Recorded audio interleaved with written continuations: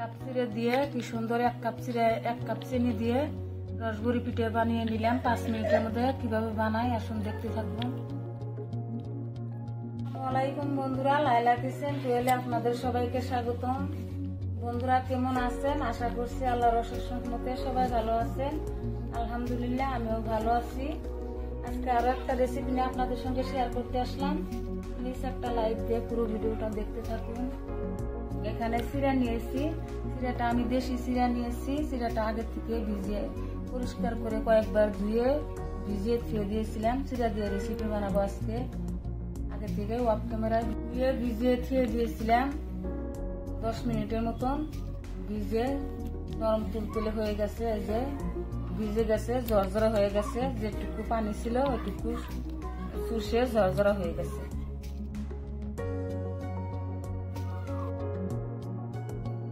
এখানে 1 বাটি চিড়া দিয়েছি।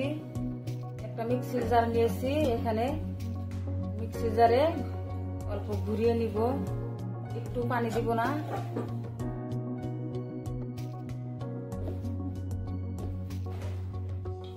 একটু ঘুরিয়ে নিলাম।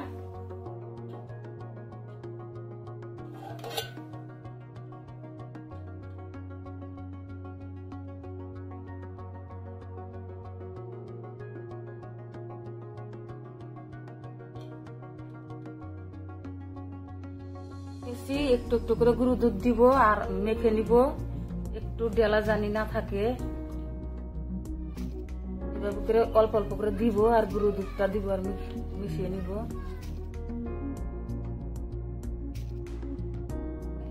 লবণ দিয়ে দিলাম। আপনারা মিষ্টি খাবারে যারা লবণ না খান না দিলেন, আমি দিয়ে দিলাম।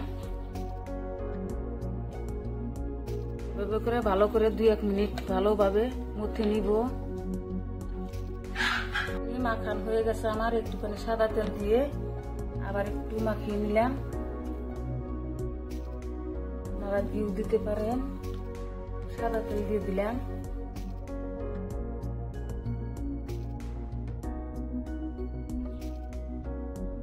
এখন আমি একটা চিনির শিরা তৈরি করে নিব, তারপরে শেপ দিয়ে দিব নাস্তাটা রসবড়ি পিঠার।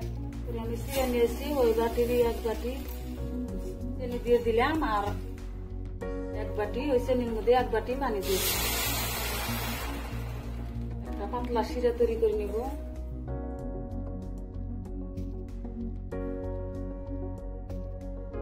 এখানে এলাচ নিয়েছি 2টা, এলাচ 2টা ফাটিয়ে দিব সুন্দর ফ্লেভারের জন্য।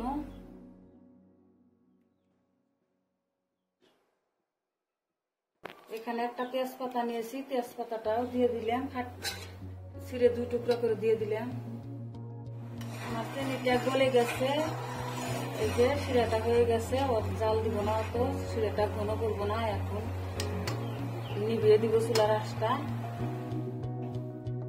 হাতের তালুতে নিয়ে ঘুরিয়ে নিলাম। ঘুরিয়ে নিয়ে এভাবে করে শেপটা করে দিলাম। এটার শেপটা এই যে দিয়ে দিলাম। এই যে হয়ে গেল। এভাবে করে তৈরি করে নিব আগে, তারপরে ভেজে নিব। এই যে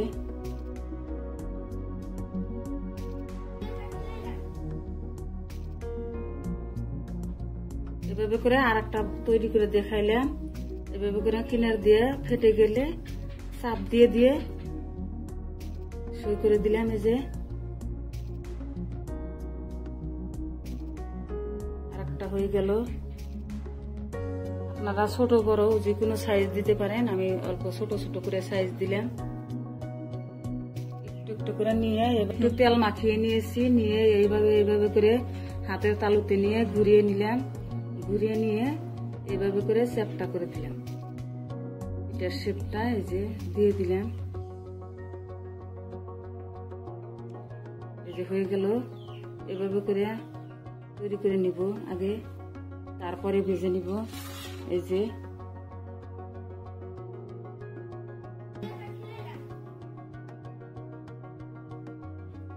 এভাবে করে আর একটা তৈরি করে দেখাইলাম। এভাবে করে কিনার দিয়ে ফেটে গেলে চাপ দিয়ে দিয়ে সই করে দিলাম। এই যে আর একটা হয়ে গেল। আপনারা ছোট বড় যে কোনো সাইজ দিতে পারেন, আমি অল্প ছোট ছোট করে সাইজ দিলাম। পিঠাগুলো হয়ে গেছে, এখন ভেজে নিব।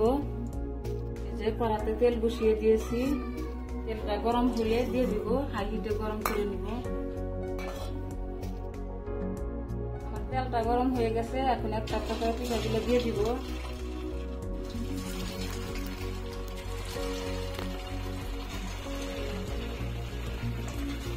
পিঠে পিট করে উল্টে পাল্টে লাল করে ভেজে নিব।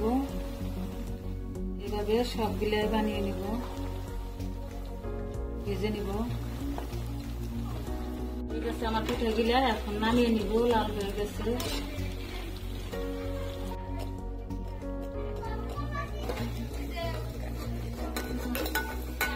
রসের মধ্যে দিয়ে দিলাম, এখন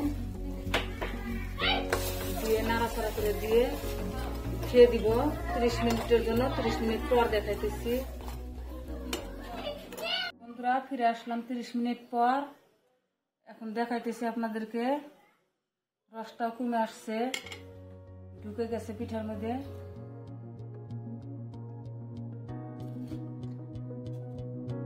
প্লেটে সার্ভ করে দেখাইতেছি। পিঠে দিয়ে যে রস ভরি পিঠে হয়, সুন্দর দেখুন, রসে টুকটুকা হয়েছে। বিশ্বাসই করবেন না, অবশ্যই ট্রাই করে দেখবেন। রসে টুকটুকায় যে। ভিডিওটা ভালো লাগলে চ্যানেলটা সাবস্ক্রাইব করবেন, বন্ধু হয়ে পাশে থাকবেন, লাইক কমেন্ট শেয়ার করবেন। পরবর্তী ভিডিও আসার আগে পর্যন্ত ভালো থাকবেন, সুস্থ